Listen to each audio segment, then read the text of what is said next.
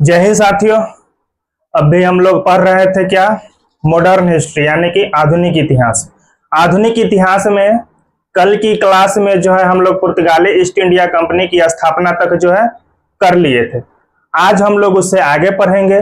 देखिए, जब किसी भी कंपनी की स्थापना होती है तो उस कंपनी पर जो है नियंत्रण करने के लिए किसी न किसी व्यक्ति की तो आवश्यकता पड़ेगी, है कि नहीं। किसी भी कंपनी की स्थापना होगी या कोई कोई भी ऐसी मतलब कंपनी हो गया या मतलब कोई दुकान ही खुलता है तो उस दुकान को चलाने वाला कोई आदमी चाहिए कि नहीं चाहिए, अवश्य चाहिए। तो उसी प्रकार जो है जब पुर्तगाली ईस्ट इंडिया कंपनी का जब भारत आगमन हो चुका था और सन 1503 ईस्वी में जो है प्रथम पुर्तगाली कंपनी की स्थापना जो है केरल के कोच्चि नामक स्थान पर जो हो चुका था, तो जब पुर्तगाली ईस्ट इंडिया कंपनी की स्थापना हुई केरल के कोच्चि में,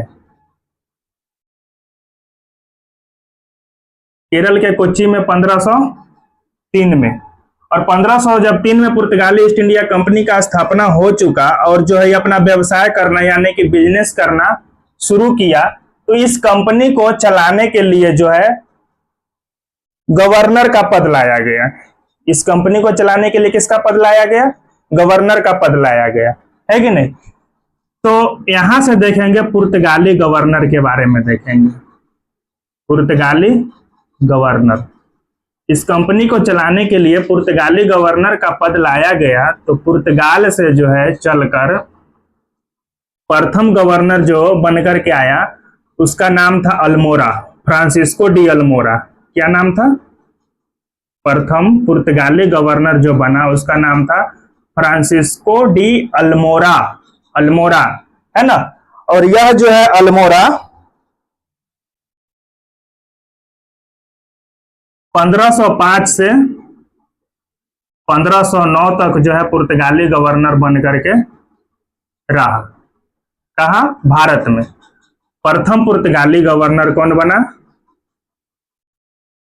फ्रांसिस्को डी अल्मोरा बना, और यह 1505 से 1509 ईस्वी तक जो है भारत में गवर्नर बन करके रहा।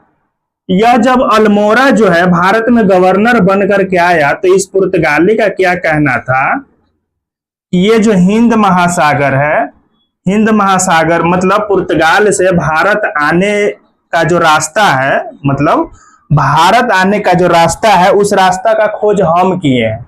और स्वाभाविक है पुर्तगालियों के द्वारा ही जो है भारत आने का रास्ता जो है मतलब रास्ता का समुद्री मार्ग का जो है खोज किया गया था। तो इसका कहना था नीचे जो हिंद महासागर है ना, हिंद महासागर यानी कि ये जो समुद्र है, समुद्री मार्ग का खोज हम किए हैं, तो इस समुद्र पर जो है शासन प्रशासन जो है मेरा रहेगा, ठीक है। और यही शासन प्रशासन को मतलब समुद्र पर अपना अधिकार जमाने के लिए ये जो है ब्लू वाटर पॉलिसी लाया।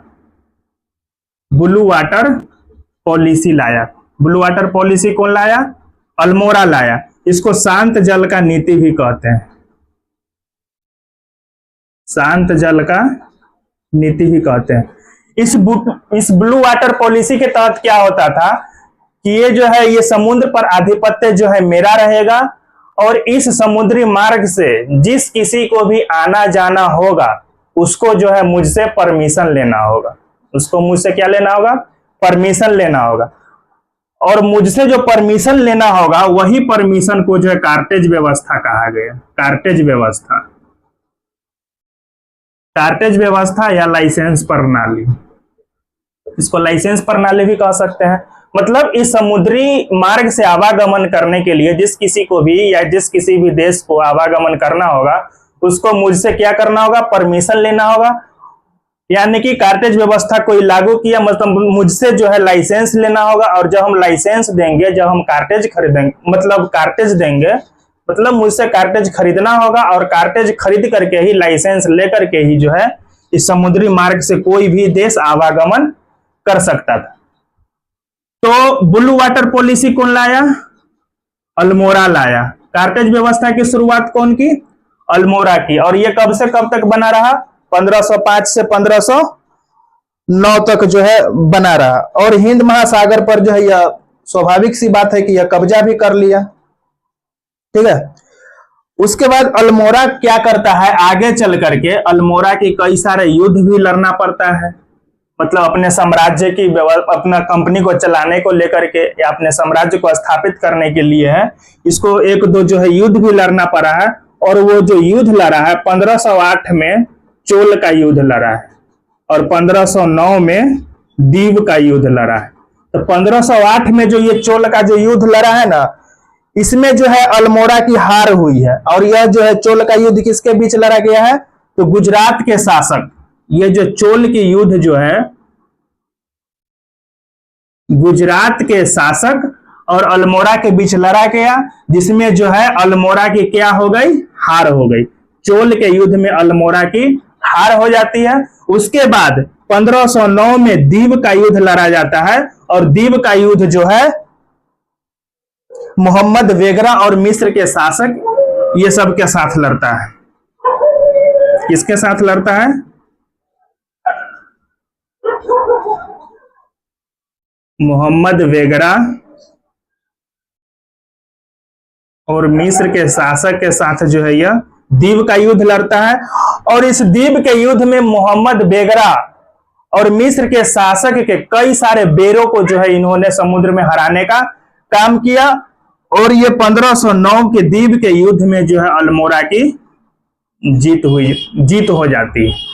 तो ये इतना सारा पॉइंट जो है आप ध्यान में रखेंगे कि जब प्रथम पुर्तगाली यात्री अल्मोड़ा बनकर के आया, फ्रांसिस्को डी अल्मोड़ा, तो 1508 में जो है यह चोल का युद्ध लड़ा गुजरात के शासक के साथ, और 1509 में दीव का युद्ध लड़ा मोहम्मद बेगरा और मिस्र के साथ। चोल के युद्ध में अल्मोड़ा की हार होती है, और दीव के युद्ध में क्या होती है, अल्मोड़ा की जीत होती है। एक ये भी महत्वपूर्ण पॉइंट है, ब्लू वाटर पॉलिसी कौन लाया, तो अल्मोड़ा लाया। ठीक है, अब इसके आगे देखते हैं। अब दूसरा पुर्तगाली यात्री के बारे में देखते हैं। दूसरा पुर्तगाली यात्री नहीं, governor.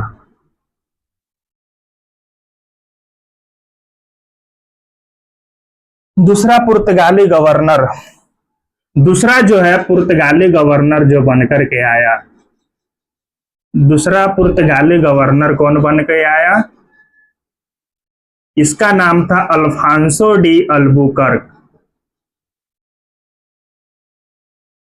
Alphonso de Albuquerque, Afonso de Albuquerque. दूसरा पुर्तगाली गवर्नर कौन बन के आया, अल्फांसो डी अल्बुकर्क बन करके आया। ठीक है, और यह जो है 1509 से 1515 तक, 1509 से 1515 तक जो है पुर्तगाली गवर्नर जो है बन करके रहा।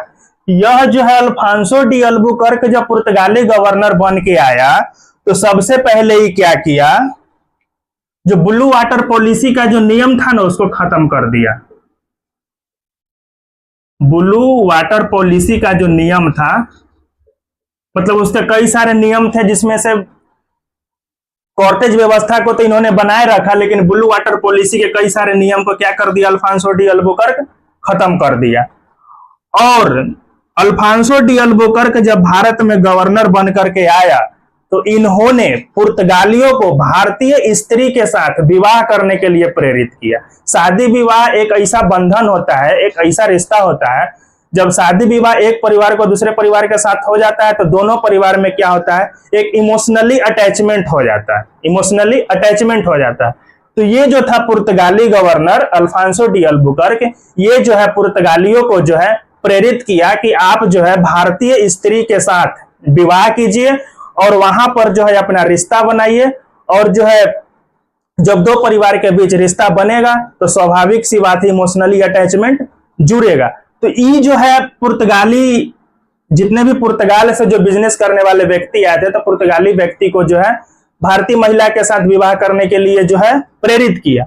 और एक और सबसे बड़ा महत्वपूर्ण काम ये किया अल्फांसो डी अल्बुकर्क जो है, कि जितने भी पुर्तगाली क्षेत्र पर इसका शासन प्रशासन चलता था, जितने भी पुर्तगाली क्षेत्र पर इसका शासन प्रशासन चलता था, वहां से जो है ही सती प्रथा का अंत कर दिया,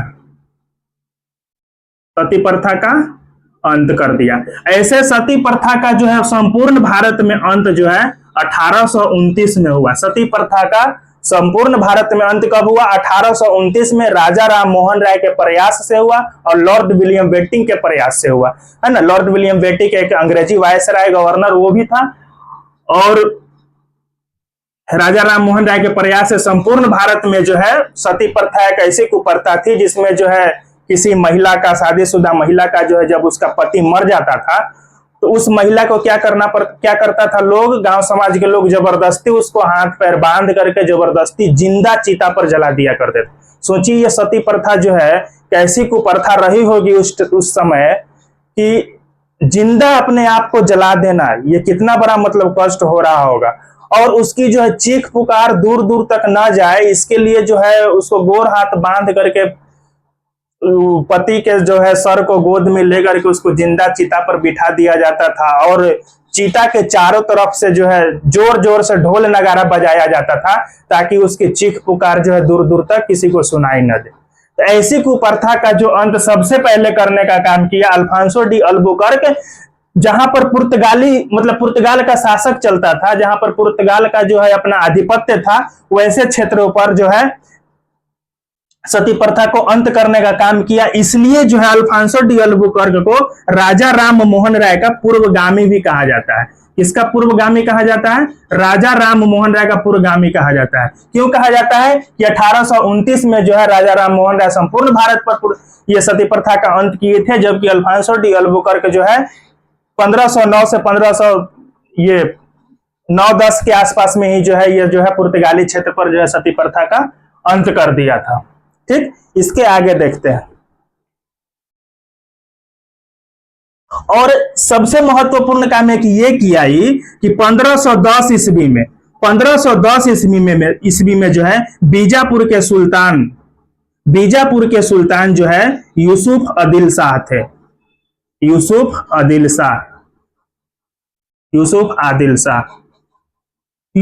आदिल शाह जो है बीजापुर के सुल्तान थे, और बीजापुर के सुल्तान से जो है ये युद्ध करके जो है गोवा छीन लिया। क्या छीन लिया? गोवा राज्य को जो है छीन लिया 1510 ईस्वी में।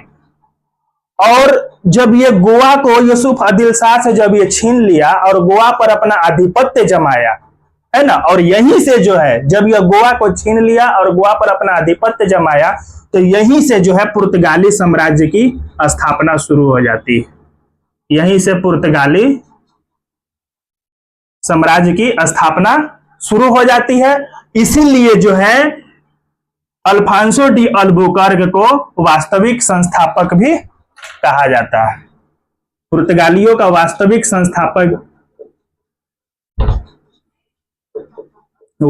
संस्थापक भी कहा जाता है। किसको कहा जाता है?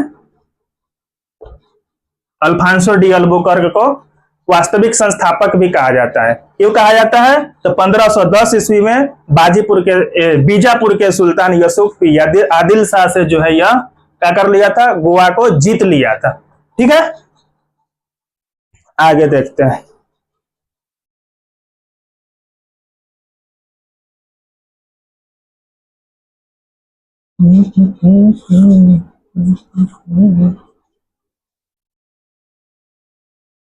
पुर्तगालियों का जो व्यापार केंद्र था गोवा, दादर, नगर हवेली, दमन और दीव, कहां कहां था? गोवा पर था, दादर पर था, नगर हवेली पर था, दमन और दीव इत्यादि। गोवा, दादर, नगर हवेली, दमन और दीव जैसे क्षेत्रों पर जो है पुर्तगालियों का क्या चलता था? व्यापार, मतलब व्यापारी केंद्र थे या व्यापार चलता था, या इस क्षेत्र पर जो इसका क्या था?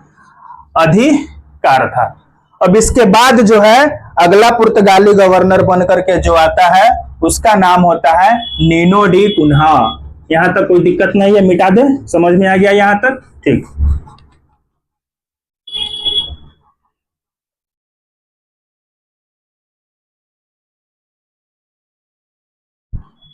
अगला पुर्तगाली गवर्नर जो बनकर के आता है उसका नाम रहता है Nuno de Cunha. Nuno de Cunha ये अगला पुर्तगाली गवर्नर बनकर के आता, और ये जो है 1529 से 1538 में 1529 से 1538 तक रहता है। अल्फांसो डी अल्बुकर्क के बाद भी कई सारे पुर्तगाली गवर्नर बन करके आए, लेकिन उसका कुछ खास योगदान नहीं था, इसलिए सबके बारे में नहीं पढ़ना है। जिसका जिसका जो है महत्वपूर्ण योगदान था, जिस गवर्नर के बारे में जो है एग्जाम में पूछा जाता है, उसी के बारे में हम लोग देखेंगे। तो नीनो डी कुन्हा के बारे में देखना यह है कि सबसे पहले जब ये आया तो 1530 ईस्वी में, 1529 में आया और 1530 ईस्वी में जो है अपनी राजधानी को कोच्चि से गोवा ले गया। कोच्चि से कहां ले गया? गोवा ले गया अपनी राजधानी को। जब पुर्तगाली ईस्ट इंडिया कंपनी जो है अपनी पहली फैक्ट्री 1503 ईस्वी में जो है केरल के कोच्चि में ही खोला था। जब पहली फैक्ट्री केरल के कोच्चि में ही खोला तो स्वाभाविक सी बात है अपनी राजधानी कहां बनाया होगा? केरल की कोच्चि में ही बनाया था, है ना। और जब 1510 ईस्वी में अल्बुकर्क जो है बीजापुर के सुल्तान से गोवा को छीन लिया था यूसुफ आदिल शाह से, तो गोवा पर किसका स्थापित हो गया? पुर्तगालियों का अधिकार हो गया गोवा पर। तो जब नीनो डी कुन्हा बन करके आया तो 1530 ईस्वी में जो है सबसे पहले अपना राजधानी परिवर्तन किया और कोच्चि से कहां ले गया? गोवा ले गया। तो ये ध्यान में रखेंगे कि पुर्तगाली जो है, कौन ऐसा पुर्तगाली गवर्नर हुआ जो अपनी राजधानी को कोच्चि से गोवा ले गया? तो नीनो डी कुन्हा ले गया था। कब ले गया था? 1530 ईस्वी में ले गया था। और इसकी जो मुलाकात होती है बहादुर शाह प्रथम से होती है। गुजरात के शासक होते हैं, एक गुजरात के शासक होते हैं जिनका नाम रहता है बहादुर शाह प्रथम। बहादुर शाह प्रथम 1529-31 ईस्वी के आसपास में गुजरात के शासक कौन होते हैं? बहादुर शाह प्रथम।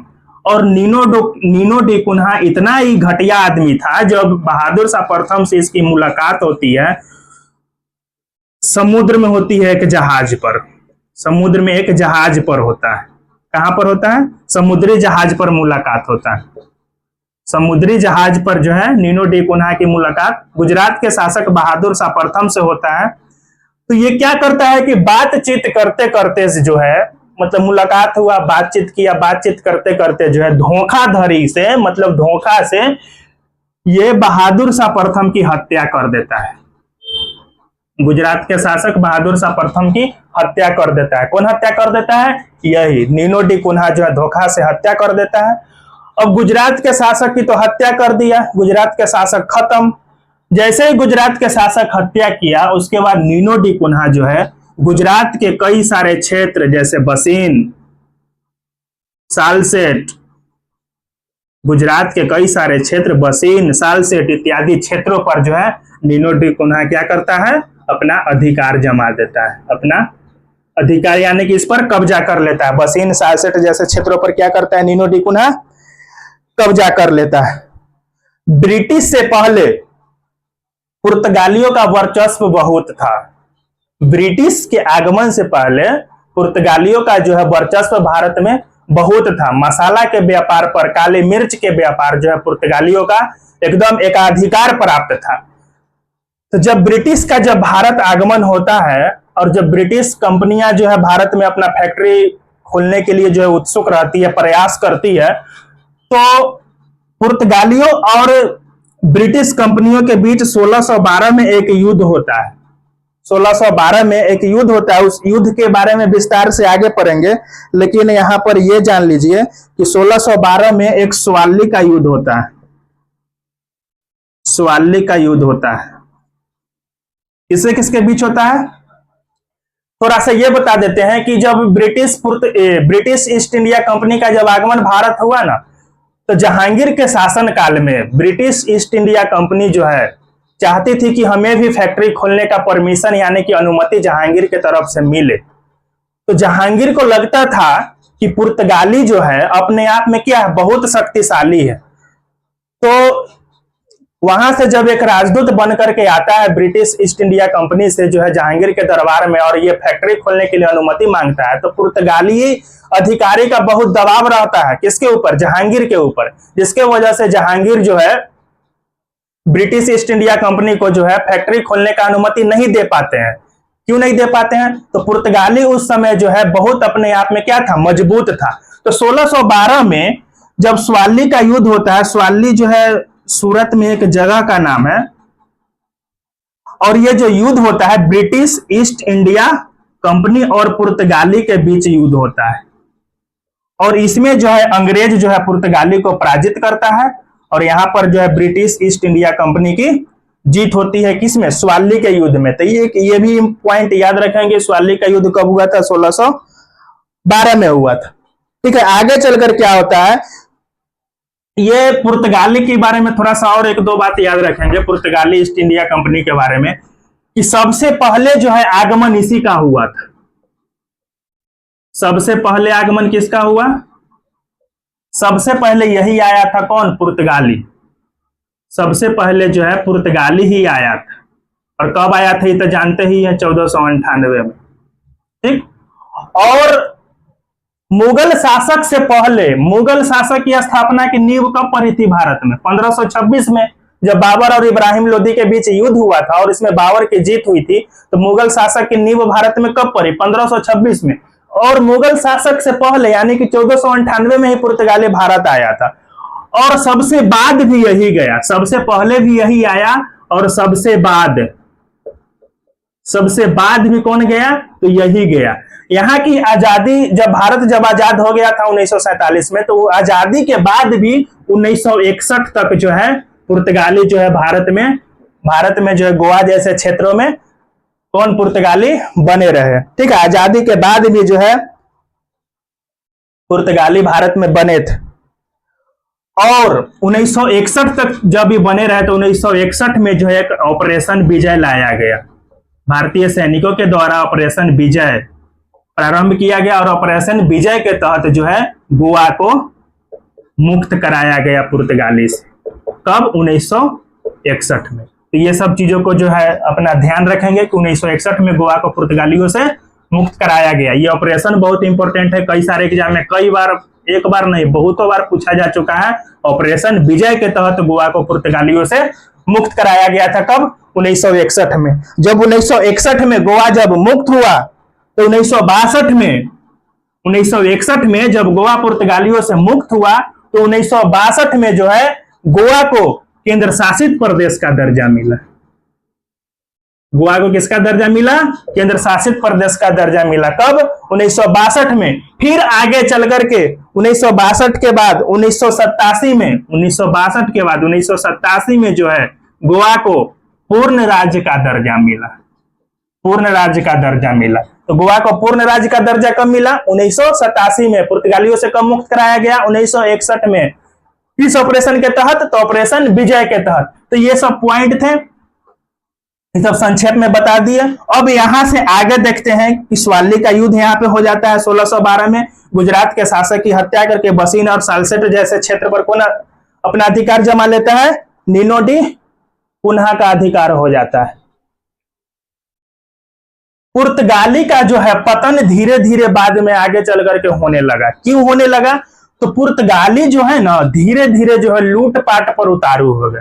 लूटपाट पर उतारू हो गए। जैसे कि जितने भी बिजनेस करने वाले जो है व्यापार होते थे, उस व्यापारियों को जो है लूटपाट अपना जो है लूट लेता था। समुद्र में जो इसका तो आधिपत्य था ही, तो समुद्र से आने वाले और भी कई सारे व्यापारी होते थे, उनके साथ ये लूटपाट मचाता था। एक बार तो हुआ क्या कि हुगली नदी के तट पर जो है कलकत्ता में, बंगाल में हुगली नदी के तट पर जो है पुर्तगाली डकैती तक उतारू हो गया था। पूरा डकैती, चोरी डकैती करना शुरू कर दिया था। तो वहां से जो है पुर्तगालियों को खदेड़ने का काम कौन किया था? तो जहांगीर किया था। जहांगीर एक बार जो है पुर्तगालियों को वहां से भगाने का काम किया था, क्योंकि हुगली नदी में जो है पूरा लूटपाट मचाए रखा था। पुर्तगालियों के पतन होने के और भी कई सारे कारण है। पुर्तगालियों का पतन होने का एक कारण ये भी है कि अल्फांसो डी अल्बुकर्क जब पुर्तगाली गवर्नर बनकर के भारत में आया, तो यहाँ पर जो है उन्होंने पुर्तगालियों को जो है भारतीय स्त्रियों से विवाह करने के लिए प्रेरित किया।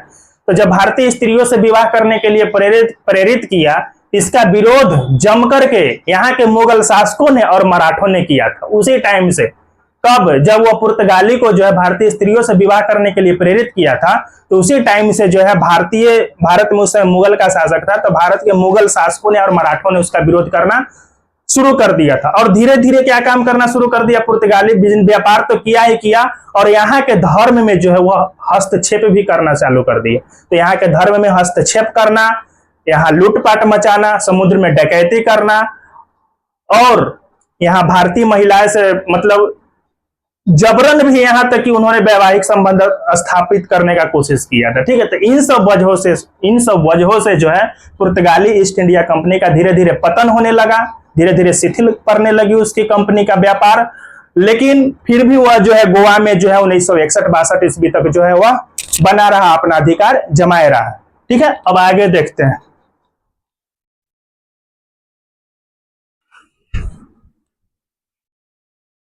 पुर्तगाली ईस्ट इंडिया कंपनी जब भारत आई तो इसके कई सारे फायदे भी हुए।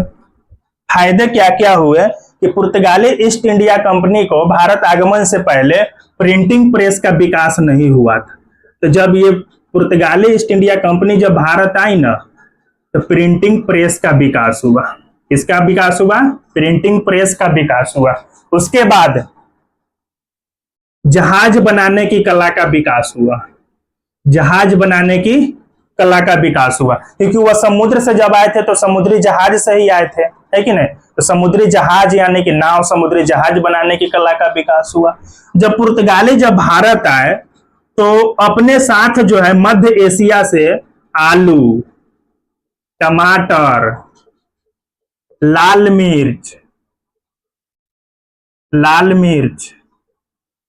और तंबाकू, ये सब जो है अपने साथ लाए। यानी कि हम ये कह सकते हैं कि पुर्तगाली के भारत आगमन से पहले भारत में आलू, टमाटर, लाल मिर्च, तंबाकू ये सब की खेती नहीं होती थी।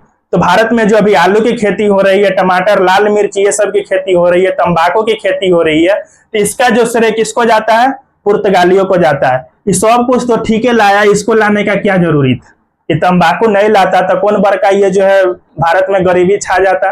ये ला करके जो है बहुत बड़ा गलती किया पुर्तगाली, जिसका अभी नतीजा है कि धीरे धीरे जो है कैंसर अपने चरम सीमा पर बढ़ते जा रही है, और कैंसर होने का मुख्य कारण ये तंबाकू है। ठीक है, तो ये सब चीज जो है फायदा हुआ। और लाइसेंस व्यवस्था भी यही लाया था। लाइसेंस व्यवस्था, लाइसेंस यानी कि कार्टेज व्यवस्था, यानी कि लाइसेंस व्यवस्था भी जो है पुर्तगाली ही लाया था। जैसे कि थोड़ा देर पहले बताए थे कि समुद्री मार्ग से किसी को भी आना जाना होगा तो हमसे जो है क्या करना होगा? लाइसेंस खरीदना पड़ेगा। और कहा जाता है कि मुगल शासक अकबर ने भी जो है लाइसेंस खरीदने का काम किया था। किससे?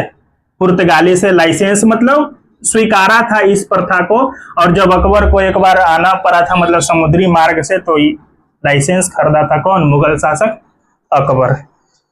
तो यहां से पुर्तगाल की सभा समाप्त होती है। अब अगला सभा की ओर चलते हैं। पुर्तगाल के बाद क्या होता है वो देखते हैं।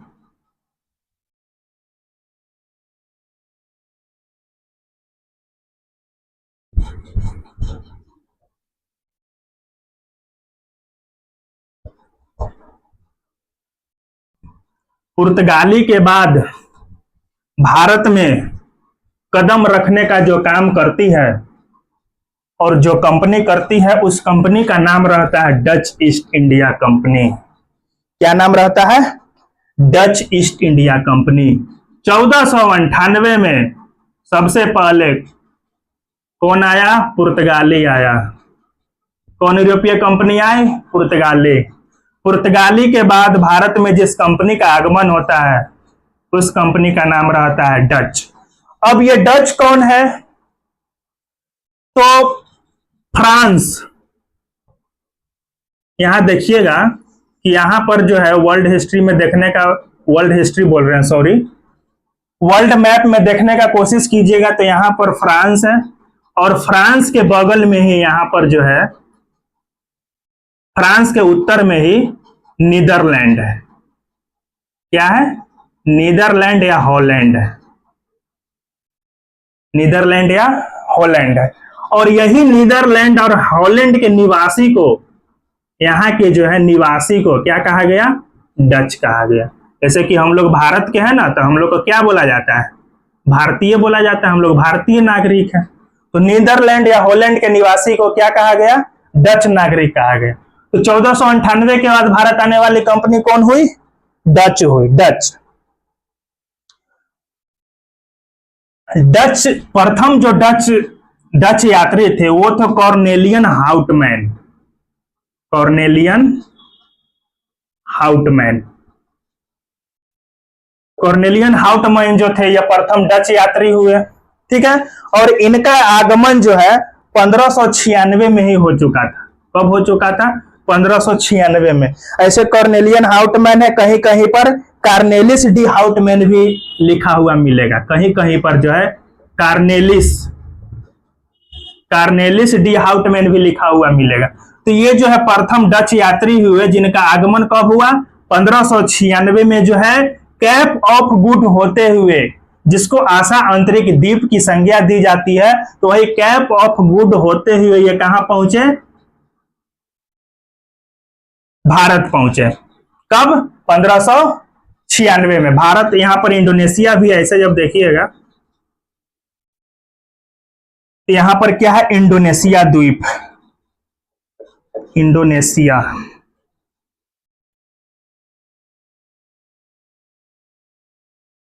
यहां पर इंडोनेशिया के बहुत सारे जो है छोटे छोटे क्या है? द्वीप है इंडोनेशिया। तो डच यात्री जो आया, मतलब इसका जो व्यापार जो था इंडोनेशिया के साथ साथ भारत के साथ भी व्यापार था।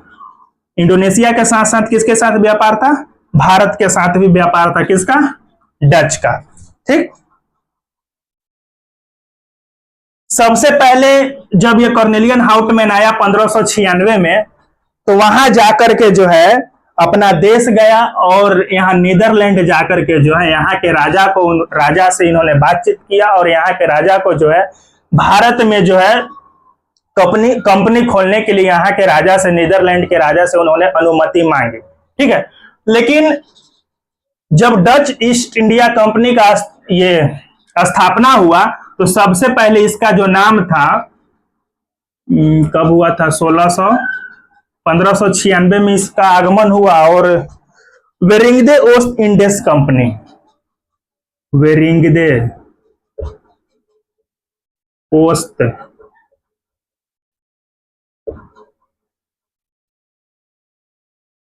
Indians company, Dutch East India company की जो स्थापना हुई सबसे पहले किस नाम से हुई? वेरिंगदे ओस्ट इंडियंस कंपनी के नाम से इसकी स्थापना हुई।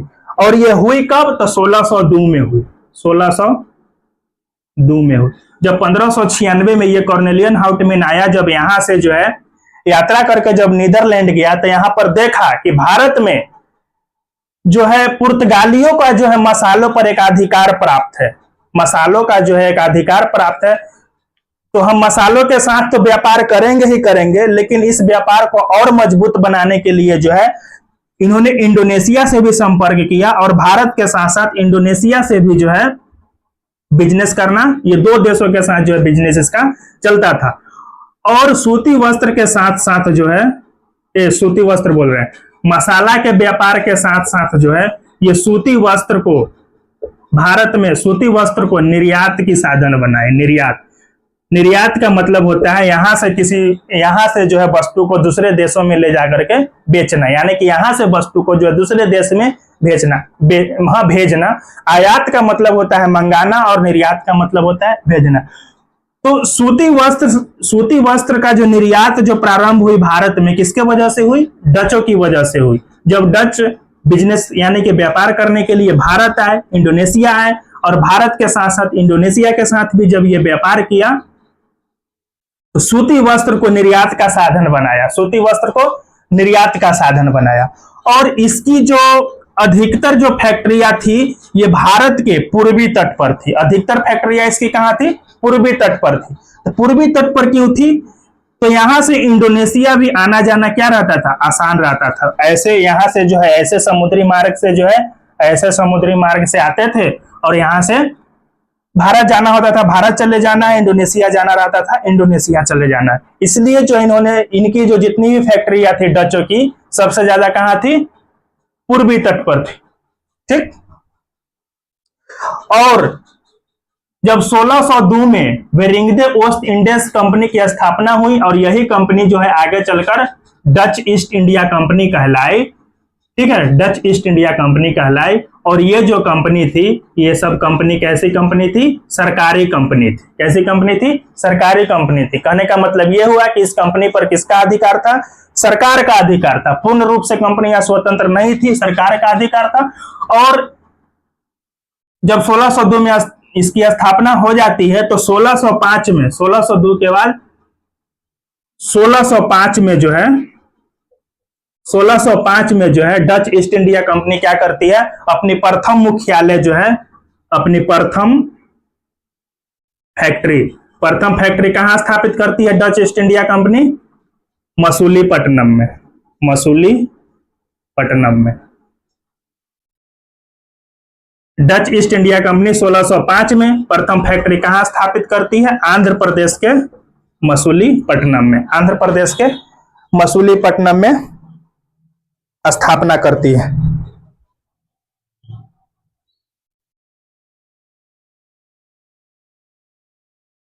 आंध्र प्रदेश के मसूलीपट्टनम में जब यह प्रथम फैक्ट्री स्थापित करती है और यहीं पर जो है अपना मुख्यालय भी बनाती है, यहीं पर अपना जो है मुख्यालय भी बनाती है, और यहीं से जो है यह सिक्के ढालने का भी काम करते हैं। सिक्के ढालने का भी काम कौन करता है? Dutch East India company. कहां से? मसूलीपट्टनम से ही जो है सिक्का ढालने का काम करते हैं। उसके बाद आगे चल करके क्या करता है ये? 1616 में सूरत और 27 में पिपली और 53 में चिंसूरा।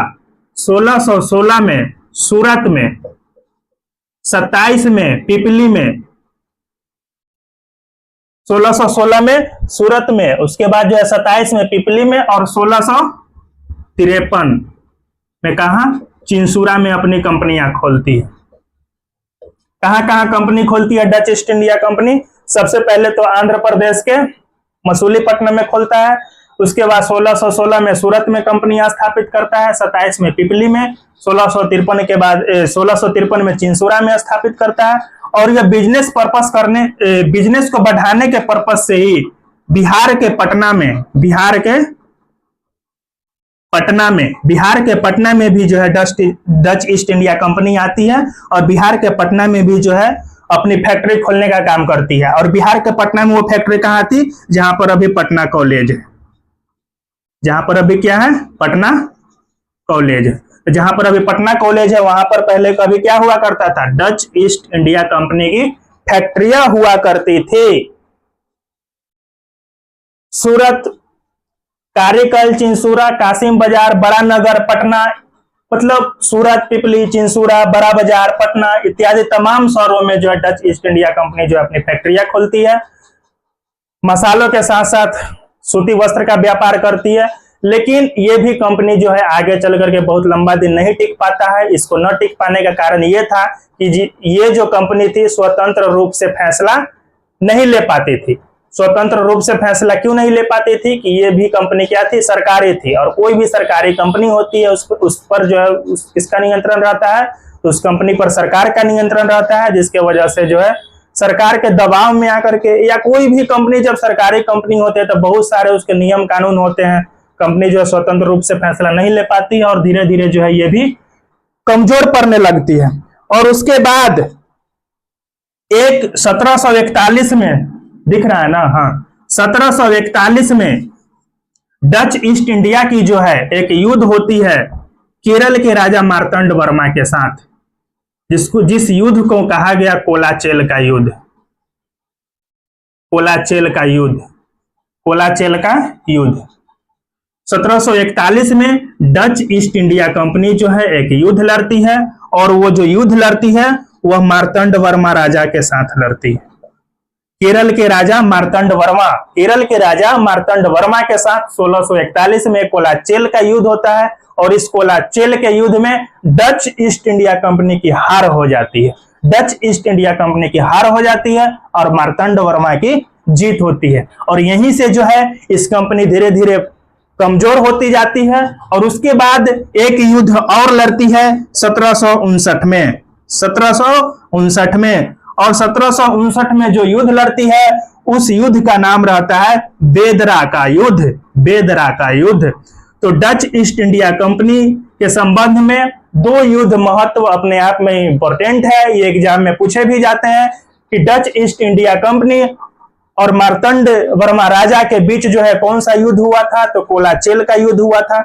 और सीधे ये भी पूछा जाता है कि कोलाचेल का युद्ध कब हुआ था? तो 1741 में हुआ था। ये चीज को जो है ध्यान में रखना है। और 1759 में जो बेदरा का युद्ध होता है, 1759 में जो बेदरा का युद्ध होता है वो ब्रिटिश ईस्ट इंडिया कंपनी और डच के बीच होता है। ब्रिटिश ईस्ट इंडिया कंपनी और डच के बीच होता है। और इसी बेदरा के युद्ध में जो है ब्रिटिश ईस्ट इंडिया कंपनी की जीत होती है, डचों की हार हो जाती है।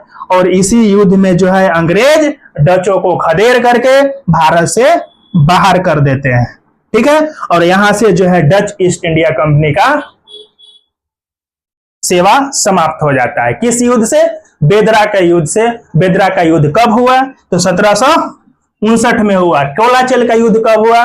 1741 में हुआ। ठीक है, इसके बाद अब आगे देखते हैं। जो आगे आने वाली कंपनी है वो बहुत महत्वपूर्ण कंपनी है, और वैसी कंपनी जिसका अधिकार भारत पर बहुत लंबे समय तक रहा और भारत में जो है शासन प्रशासन करने से लेकर के इस सोने जैसी चिड़िया को लूटने का भी काम किया, यहाँ को लोगों को सताने का भी काम किया।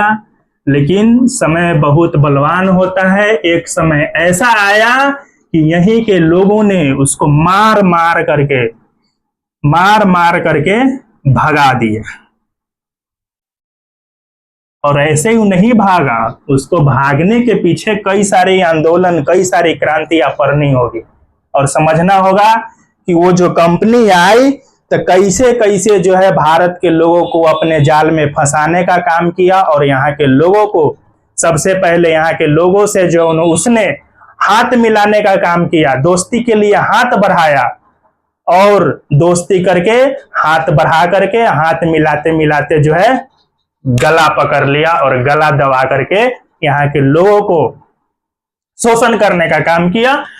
और जिस कंपनी के बारे में पढ़ेंगे उस कंपनी का नाम है British east India company.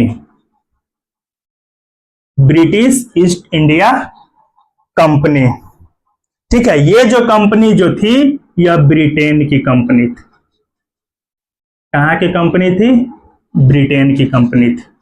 Dutch कहां की कंपनी थी? तो नीदर या हॉलैंड की कंपनी थी। ब्रिटिश ईस्ट इंडिया कंपनी कहां की थी? तो ब्रिटेन की थी। और ये जो कंपनी जो थी ये सरकारी नहीं थी, ये कंपनी जो थी प्राइवेट कंपनी थी। इसीलिए जो है भारत में इसका वर्चस्व बना रहा, क्योंकि ये कोई भी फैसला लेता था खुद लेता था। ठीक है, जब ब्रिटिश ईस्ट इंडिया कंपनी की स्थापना हुई तो इसका पूरा नाम था द गवर्नर एंड, बोल देते हैं बहुत बड़ा लाइन है, द गवर्नर एंड लंदन। इसका पूरा नाम क्या था?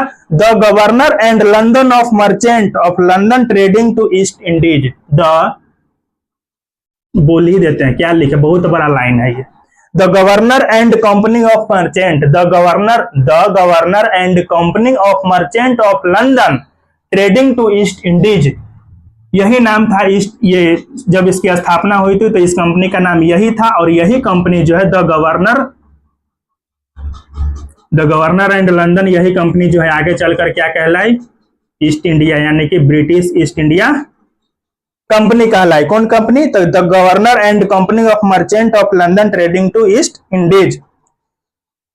इसकी स्थापना से पहले, इसकी स्थापना कब हुई थी वो तो बाद में देखेंगे, लेकिन ब्रिटिश ईस्ट इंडिया कंपनी की स्थापना से पहले, इसकी स्थापना से पूर्व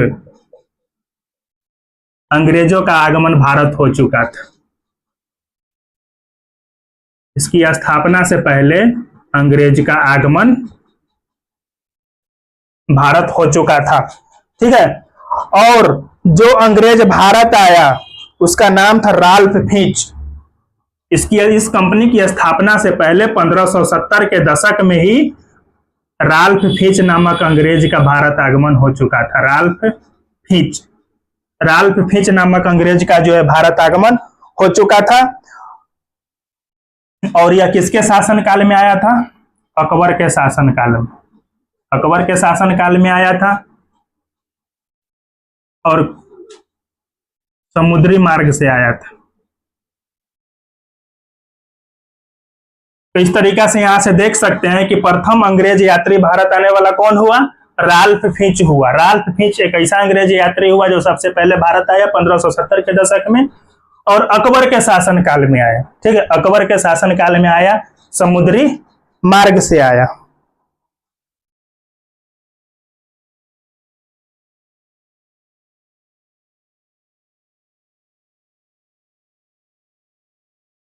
और स्थल मार्ग से आने वाला जो अंग्रेज यात्री था उसका नाम था मिल्डन हॉल,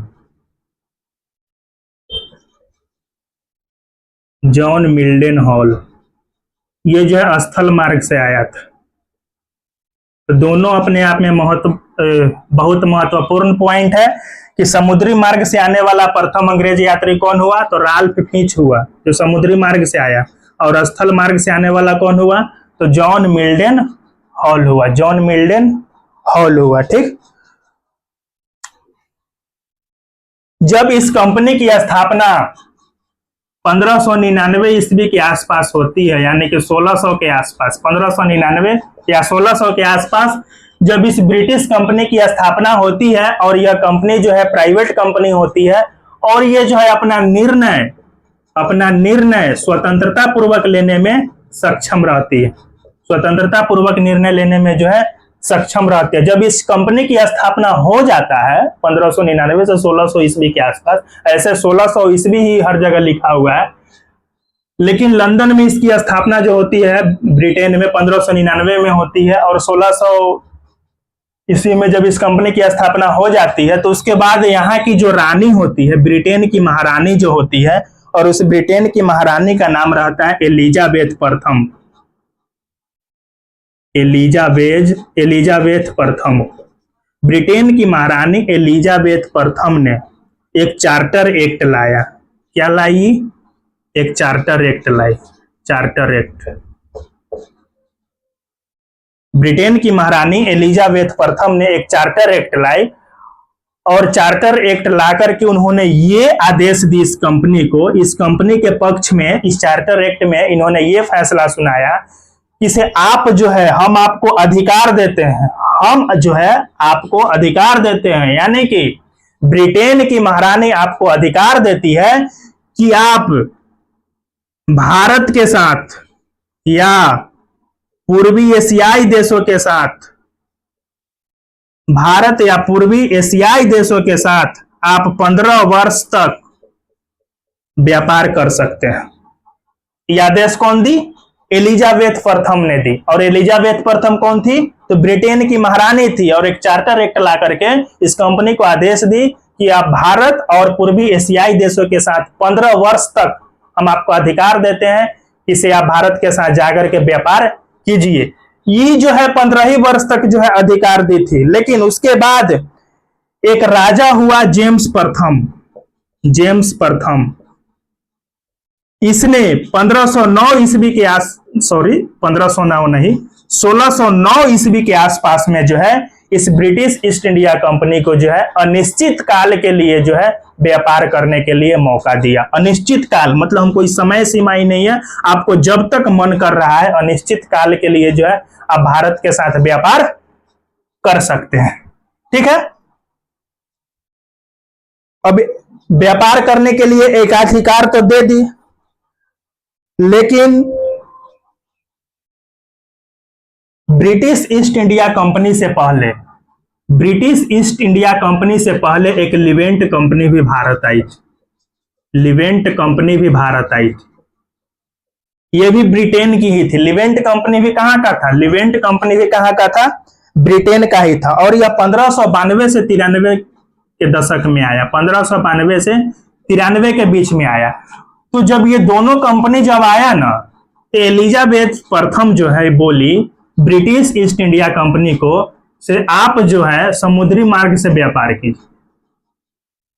मतलब ब्रिटिश ईस्ट इंडिया कंपनी को जो है समुद्री मार्ग से व्यापार करने का अधिकार प्राप्त हुआ और लिवेंट कंपनी को जो है स्थल मार्ग से व्यापार करने का अधिकार प्राप्त हुआ। तो हम यह कह सकते हैं कि लिवेंट कंपनी ये भी ब्रिटिश ईस्ट इंडिया कंपनी ही थी, ब्रिटेन की कंपनी थी और ये जो है स्थल मार्ग से व्यापार करती थी। ये कहां से व्यापार करती थी? स्थल मार्ग से। और समुद्री मार्ग से कौन करता था? ये ब्रिटिश ईस्ट इंडिया कंपनी। तो जब एलिजाबेथ प्रथम 15 वर्ष के लिए अधिकार दे दी, और ये जो प्रथम अंग्रेज यात्री आया था रॉल्फ फिंच, और ये आया था अकबर के शासनकाल में, अकबर के शासनकाल में आया था। तो रॉल्फ फिंच ने जाकर के एलिजाबेथ प्रथम को बताया कि भारत में जो है मुगल शासक अकबर का शासन है। किसका शासन है? मुगल शासक अकबर का शासन है। इसलिए एलिजाबेथ प्रथम ने अकबर के नाम से, किसके नाम से? अकबर के नाम से जो है एक पत्र लिखी, और उस पत्र में अनुनय विनय की कि हमारी कंपनियां आपके यहां भारत में जा रही है, और उस कंपनी को जो है व्यापार करने के लिए कुछ विशेष अधिकार दीजिए, यानी कि व्यापार करने के लिए अनुमति दीजिए। ये पत्र कौन लिखी? एलिजाबेथ प्रथम लिखी। किसके नाम से लिखी? अकबर के नाम से। क्यों लिखी? तो कंपनी को जो है व्यापार करने के लिए अधिकार प्राप्त दिलाने के लिए, क्योंकि यहां पर राजा कौन था? अकबर ही तो राजा था। ठीक है, अब अकबर जब राजा था, तो अब थोड़ा सा हम ये देखेंगे, इसको हटाते हैं यहां से।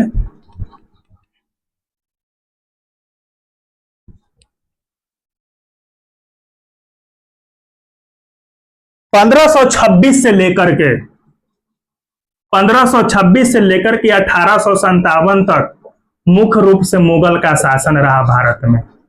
मुख्य रूप से 1857 के बाद ही रहा, लेकिन 1857 के बाद जितने भी मुगल शासक हुए वे सब नालायक निकम्मे रहे। तो औरंगजेब तक जो है मुख्य रूप से मुगलों का वर्चस्व रहा भारत में, 1526 से लेकर के 1857 में। ठीक है, इसी बीच जो है 1556 से लेकर के 1605 तक, 1556 से लेकर के जो है 1605 तक जो है अकबर का शासन रहता है। मुगल शासक बनकर के कौन रहता है? अकबर रहता है 1605 तक। ठीक है, 1556 से 1605 तक। और 1600 ईस्वी में जो है महारानी एलिजाबेथ प्रथम ने जो है अकबर के नाम से खत लिख करके अनुनय विनय की कंपनी के लिए, कंपनी को अनुमति दिलाने के लिए। ठीक है, और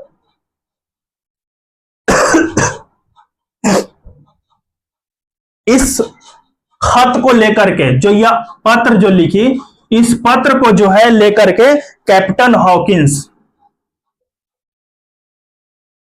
कैप्टन हॉकिंस, कैप्टन हॉकिंस ये भी एक अंग्रेज यात्री था।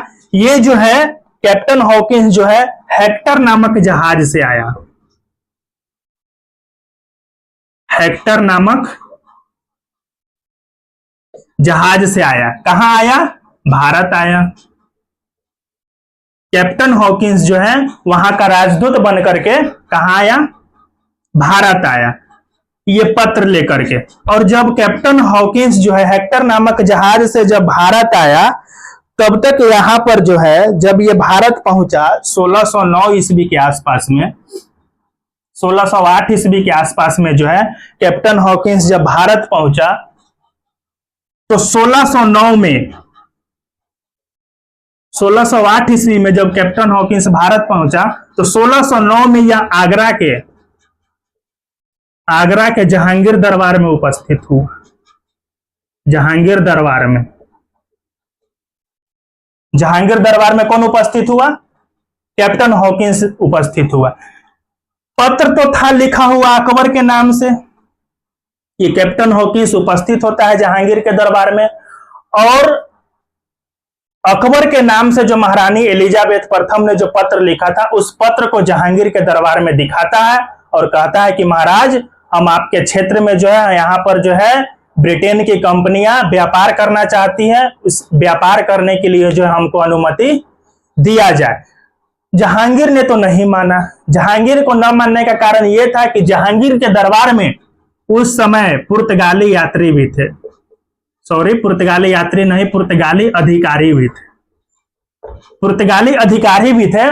और ये 1609, 10, 8, 10 के आसपास जो है पुर्तगालियों का भारत में बहुत वर्चस्व था, यानी कि यहाँ के व्यापार पर उसी का एक अधिकार प्राप्त था पुर्तगालियों को। और पुर्तगाली नहीं चाहता था कि हमारा जो है कोई, उसको क्या कह सकते हैं, मतलब यहाँ जो है व्यापार पर एक अधिकार हमें ही प्राप्त रहे और हमारा जो है कोई प्रतिद्वंदी नहीं रहे, नहीं बने कोई।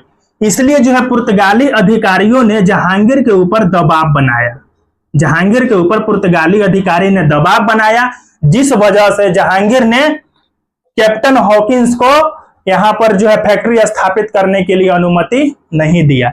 जब नहीं दिया अनुमति तो कैप्टन हॉकिंस जो है वो जो पत्र जो लिखा गया था एलिजाबेथ प्रथम के द्वारा अकबर के नाम से, वो पत्र जो है जहांगीर के दरबार में जहांगीर को दिखाया। जब जहांगीर अपने पिता के नाम से जो है वो पत्र देखा तो जहांगीर तो सबसे पहले आग बबूला हुआ, मतलब बहुत गुस्सा आया, जहांगीर को बहुत गुस्सा आया।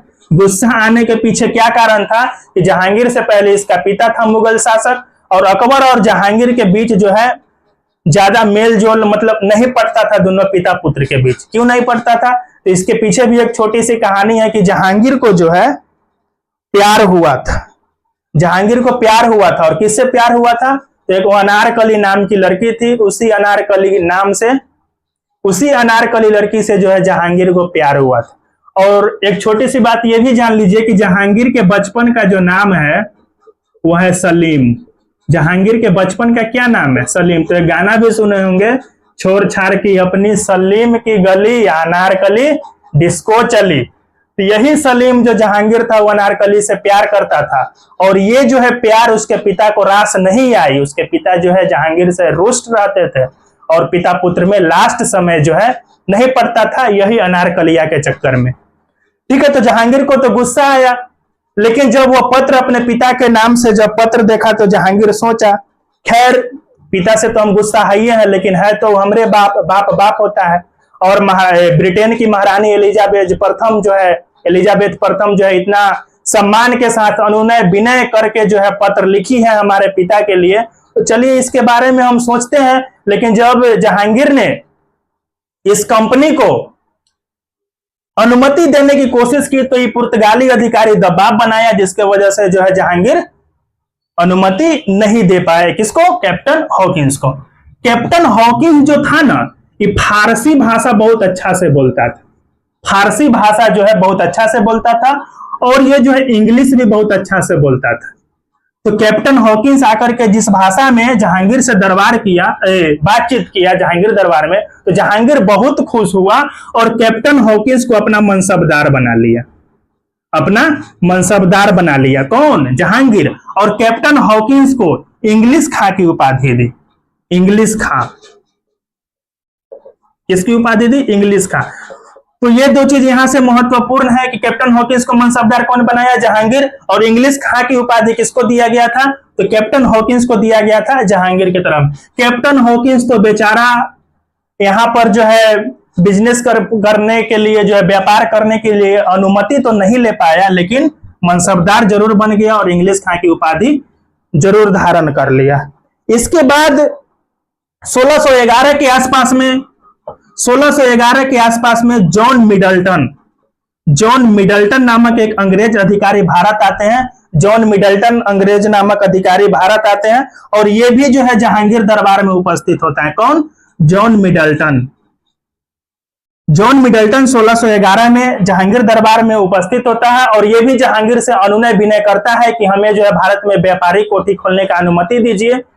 तो जहांगीर जो है थोड़ा बहुत मतलब हल्का फल्का जो है प्रयास करता है और थोड़ी सी छूट इसको मिल जाता है। किसको? जॉन मिडल्टन को थोड़ी सी सफलता प्राप्त होती है जहांगीर की तरफ से, लेकिन पूर्ण रूप से सफलता अभी भी प्राप्त नहीं हुआ है। तो जब 1611 ईस्वी में मिडल्टन को थोड़ा बहुत जो है सफलता मिला तो अंग्रेज सोचा नहीं, अगर हमको भारत में व्यापार करना है तो सबसे पहले पुर्तगालियों को कमजोर करना होगा। सबसे पहले जो है पुर्तगाली को कमजोर करना होगा, उसके साम्राज्य को कमजोर करना होगा, उसको ध्वस्त करना होगा, तब जाकर के ही हमको भारत में जो है अनुमति मिल पाया। इसलिए जो है 1612 के ईस्वी में जो है पुर्तगाली और ब्रिटिश ईस्ट इंडिया कंपनी के बीच सूरत के स्वाली नामक स्थान पर स्वाली का युद्ध होता है। कहां पर? सूरत के स्वाली नामक स्थान पर किसका युद्ध होता है? स्वाली का युद्ध होता है।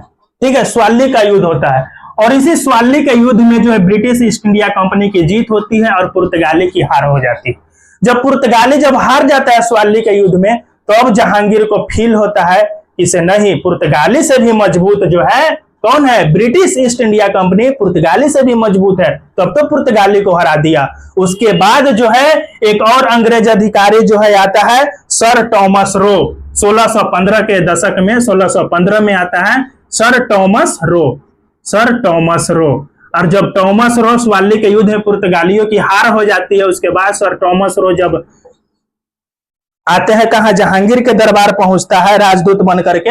और सर टॉमस रो किसका राजदूत बन करके आता है, तो जेम्स प्रथम, वही जेम्स प्रथम जो 1609 ईस्वी में जो है पुर्तगाली ब्रिटिश ईस्ट इंडिया कंपनी को जो है अनिश्चित काल के लिए जो है एकाधिकार बढ़ा दिया था, से आप जो है अनिश्चित काल के लिए एशियाई देशों के साथ, भारत के साथ जाकर के जो है बिजनेस कीजिए, व्यापार कीजिए। तो वही 1615 में, जब 1612 में स्वाली के युद्ध में ब्रिटिश ईस्ट इंडिया कंपनी जब युद्ध जीत जाती है पुर्तगाली को हरा करके, तो 1615 में टॉमस रो जेम्स प्रथम के राजदूत बन करके कहां आता है, फिर से जहांगीर के दरबार में आता है, फिर से जहांगीर के दरबार में आता है। और यहां पर से जो है जहांगीर ने इसको पूर्ण रूप से जो है सर टॉमस रो को जहांगीर क्या कर देता है, छूट प्रदान कर देता है, छूट प्रदान कर देता है। यहां से जो है जहांगीर इसको छूट दे देता है ब्रिटिश ईस्ट इंडिया कंपनी को, से ठीक है आप आइए भारत में व्यापार कीजिए, अपनी व्यापारिक कोठी खोलिए। ठीक है, आज की क्लास को हम यहीं पर समाप्त करते हैं। ये सब छोटे छोटे पॉइंट थे, इसको एक नोट्स के तौर पर आप लिख सकते हैं। अगर आपको ये वीडियो अच्छा लगे तो हमारे चैनल को सब्सक्राइब कीजिए, अपने ग्रुप में शेयर कीजिए। ठीक है साथियों, मिलते हैं अब अगले क्लास में। जय हिंद।